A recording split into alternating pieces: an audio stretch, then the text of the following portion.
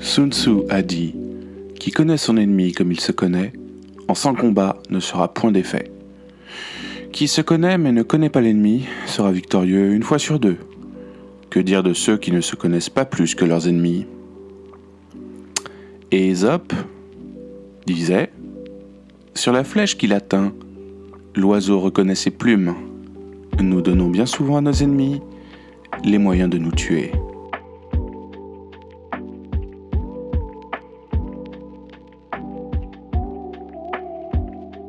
Es-tu proie ou chasseur?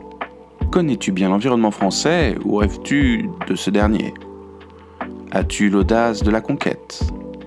Es-tu opportuniste? Ou bien penses-tu que le commerce, c'est avoir le meilleur produit, tout planifié et structuré? Parlons business et parlons développement. Et parlons de cette réalité autant irritable au cœur de l'entrepreneur qui pense à son pays qu'intéressante, car elle permet de contribuer au rayonnement de ce dernier, afin de lui rendre ses lettres d'or. Cette réalité, elle est simple. L'impérieuse nécessité de valoriser l'instinct de chasseur, l'instinct de prédateur, chez celui qui entreprend. C'est cet instinct qui lui permet d'exploiter un vivier de proies omniprésentes, et surtout de faire soi-même, parce que si tu ne le fais pas, ce sont les Américains, les Chinois, les Russes, et bien d'autres encore, bref, ceux qui ont su cultiver leur instinct de prédation, qui le feront. Et toi, malgré toute ta bonne volonté, tu rejoindras le troupeau de gentilles petites proies qui nourrissent les chasseurs. Voilà ce que je me suis dit ces dernières années. Ces dernières semaines tout particulièrement. Voilà la pensée qui m'a obsédé, car je ne comprenais pas pourquoi, lorsque je prenais contact avec le monde anglo-saxon ou avec le monde marocain, les gens s'avéraient plus réactifs. Et pourquoi en France, tout rame, tout le temps, ça rame. Cette chronique se veut particulière. Elle est élaborée pour déstabiliser. Elle est conçue pour se révéler profondément iconoclaste, incisive et dégagée de toute considération morale, éthique ou culturelle. Elle est typiquement dans la ligne d'un travail produit par une Red Team. Cette chronique est produite par quelqu'un qui a adopté le point de vue d'un chasseur, pour des entrepreneurs qui ont aussi l'instinct du chasseur. Les Français et leur organisation économico-politique sont des proies. Et quelles proies ?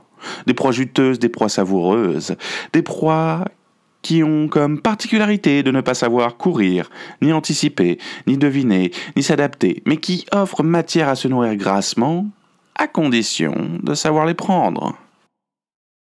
Ces proies peuvent être domestiquées, car elles n'ont pas l'habitude d'évoluer dans un environnement trop sauvage, même si elles sont de nature querelleuse et donnent l'illusion d'être combatives. C'est tout l'enjeu des actions de prédation économique, réussir à domestiquer les proies et les inscrire dans un nouvel ordre. Exploiter ce que les superpuissances rivales d'hier et d'aujourd'hui ont réussi à créer dans la culture française, au sein de la République française, en faisant participer les Français eux-mêmes à leur propre vulnérabilité, à leur propre soumission. Car oui, c'est d'abord et avant tout grâce à la base, au peuple, au comportement individuel, que le vivier se révèle exploitable. Et ça ne date pas d'hier, même si les effets se sont largement amplifiés ces dernières années, au point que Alain Bauer publie un livre exceptionnel, sur lequel je reviendrai régulièrement dans ses chroniques. Au commencement était la guerre, ouvrage dans lequel il présente la montée en puissance des violences, mues par l'anomie, c'est-à-dire la destruction sociale, provoquée par un esprit consumériste au détriment d'un esprit citoyen. Et cette montée de violence aujourd'hui, chiffrée et visible au quotidien, instaure un état que l'on pensait neutraliser à jamais, celui de la guerre.